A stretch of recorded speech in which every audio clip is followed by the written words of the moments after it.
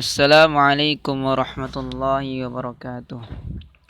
Saudara-saudaraku yang mulia, kita akan membaca ayat tafakkur. Tafakkur ini maksudnya adalah memikirkan tentang kekuasaan Allah Subhanahu wa taala yang ada di muka bumi ini,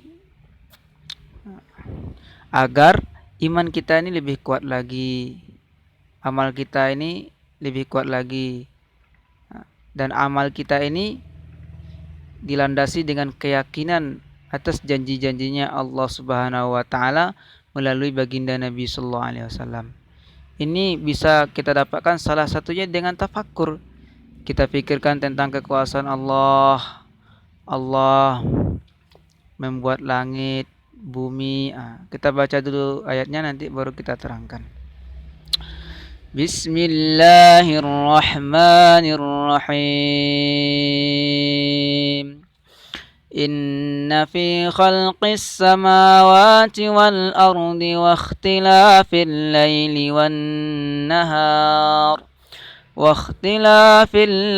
والنهار لآيات لأولي الألباب الذين يذكرون الله قياما وقعودا وعلى جنوبهم ويتفكرون في خلق السماوات والأرض ربنا ما خلقت هذا باطلا سبحانك فقنا عذاب النار صدق الله العظيم.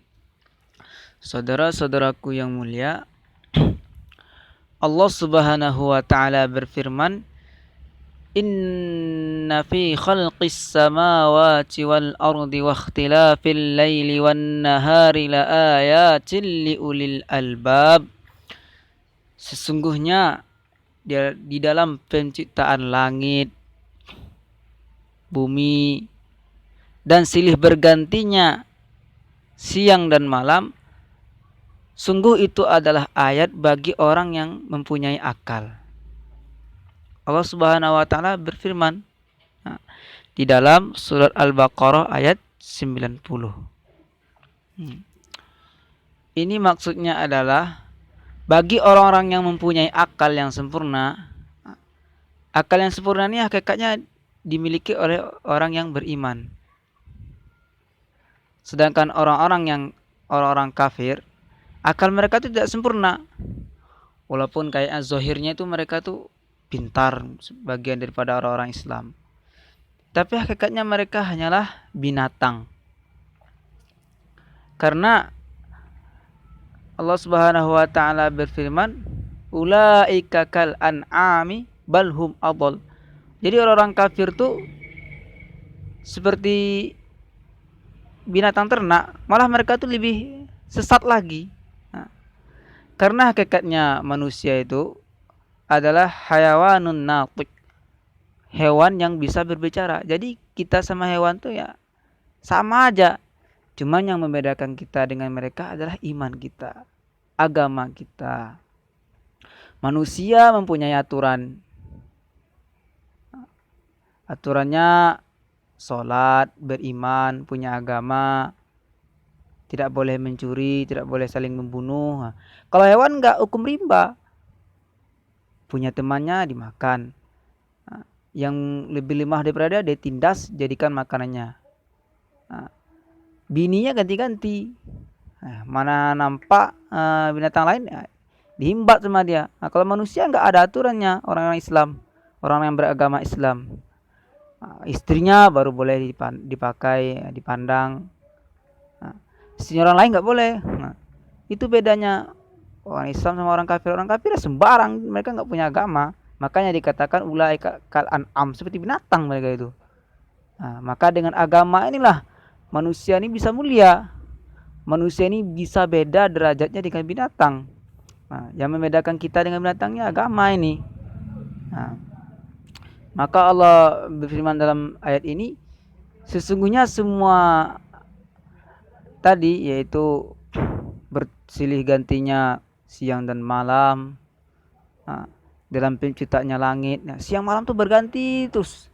Penciptaan langit dan bumi, Allah menciptakan bukit dengan gunung-gunung yang indah menjadi pahat bumi biar nggak gempa. Ah, lautan. Ini asli itu sebagai tanda atas kekuasaan Allah bagi orang yang punya akal, orang yang berpikir. Dia tuh berpikir, Masya Allah, Allah Subhanahu Wa Taala menciptakan kenikmatan yang di dunia ini. Oh, Masya Allah, pemandangannya indah. Berarti nanti di akhirat ini ada lagi pemandangan yang lebih indah, yaitu di surganya Allah Subhanahu Wa Taala. Jadi apa yang dia lihat di dunia ini mengingatkan dia tentang negeri akhirat. Dia melihat gedung-gedung yang tinggi, ingat negeri akhirat. Oh, nanti di surga ini ada lagi kenikmatan Allah yang lebih baik daripada ini, yaitu istana-istana yang ada di surganya Allah Subhanahu Wa Taala. Ketika dia lihat siksaan, orang yang dibakar, orang yang tabrak, dia ingat juga akhirat. Oh, nanti di akhirat nanti akan ada azabnya Allah Subhanahu Wa Taala, nerakanya Allah. Yang lebih pedih daripada siksa dunia ini.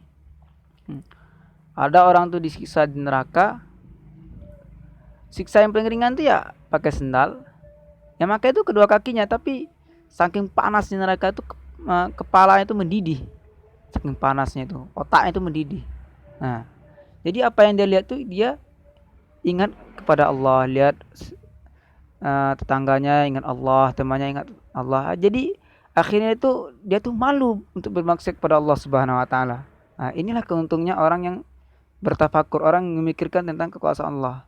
Jadi setiap saat akhirnya dia ingat Allah, nggak berani bermaksiat pada Allah Subhanahu Wa Taala. Tapi kalau orang nggak berpikir, nggak pernah tafakur, jadi dia nggak pernah memikirkan kekuasaan Allah, akhirnya dia maksiat aja nggak ingat akhirat. Kenapa tuh orang bisa maksiat?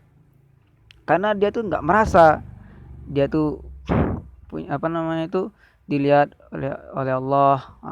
Banyak saksi-saksinya Allah yang ada di muka bumi ini, seperti langit, bumi, pepohonan, semua yang ada di dunia ini nanti akan jadi saksi di akhirat. Kalau dia berpikir seperti itu, dia nggak akan berani maksiat. Kenapa orang maksiat? Ya karena itu dia nggak pernah tafakur. Maka kita tafakur, memikirkan tentang kekuasaan Allah. Jangan kita memikirkan tentang zatnya Allah, nggak boleh. Wala tafakkaru fi dzatillah wa tafakkaru fi khalqillah. Janganlah kalian memikirkan tentang zatnya Allah, tapi berfikirlah tentang penciptaan Allah. Penciptaan Allah, langit kita pikirkan gimana, nggak ada tiang dia bisa berdiri. Kita pikirkan tentang itu. Hasilnya nanti adalah kita tuh akan selalu ingat kepada Allah Subhanahu Wa Taala. Yaitu Allah Subhanahu Wa Taala berfirman di ayat setelahnya, alladzina yadhkuruna Allah qiyaman wa qu'udan wa 'ala junubihim wa yatafakkaruna fi khalqis samawati wal ardh rabbana ma khalaqta hadza batilan subhanaka faqina adzabannar. Jadi kalau kita nih tafakur, kita nanti akan mempunyai kesimpulan, Rabbana ma khalaqta hadza batilan subhanaka faqina adzabannar. Wahai Tuhan kami, Engkau tidak menciptakan semua ini dengan sia-sia. Maha suci Engkau, maka selamatkanlah kami dari siksa neraka. Jadi kalau orang tuh bertafakur, sering memikirkan tentang kekuasaan Allah, nanti dia akan meyakini bahwasanya segala sesuatu yang diciptakan oleh Subhanahu Wa Taala di dunia ini ada gunanya. Allah tidak menciptakannya dengan sia-sia. Allah menciptakan orang pintar, itu biar ada orang yang bodoh. Ada orang pintar, ada orang bodoh. Itulah kesempurnaan dunia ini. Enggak ada yang sia-sia Allah ciptakan. Ada orang kafir, ada orang Islam. Jadi semuanya itu ada gunanya. Allah ciptakan bukit, gunung, ada gunanya semua. Kalau orang pintar semua ya nggak ada orang bodoh nanti. Kalau orang bodoh semua nanti nggak ada yang pintar. Jadi semua itu Allah ciptakan. Maka kita syukuri keadaan yang ada pada diri kita biar Allah ridho kepada kita.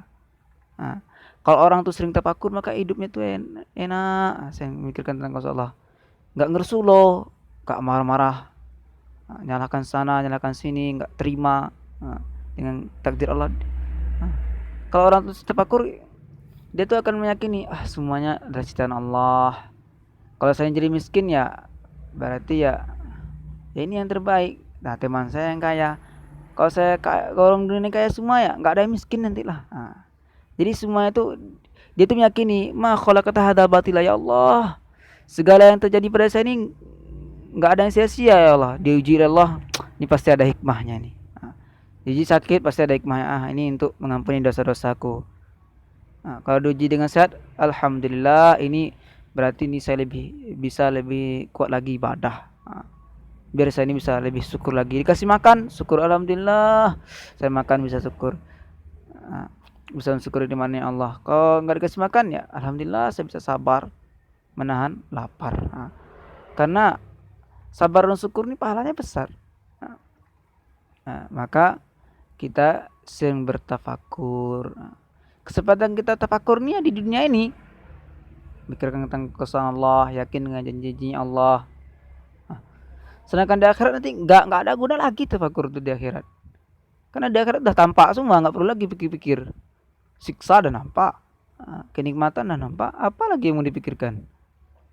Tapi nanti di akhirat nggak ada gunanya lagi. Tapi di dunia ini masih ada gunanya.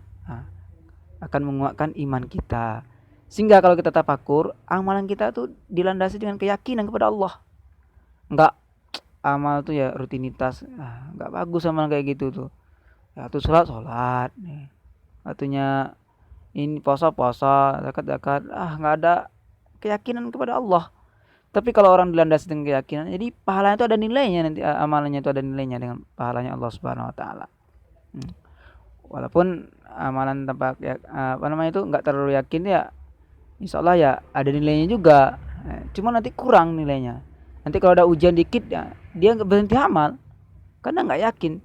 Tapi kalau orang yang yakin dengan janji-janji Allah, dengan amalan mendatangkan pertolongan Allah, walaupun ada musibah nggak ada musibah dia tetap amal karena dia yakin. Amal ini yang bisa menyelesaikan masalah. Tapi kalau orang nggak yakin, risikonya ya kalau ada ujian nanti amalnya dia tinggal. Maka penting kita nih yakin.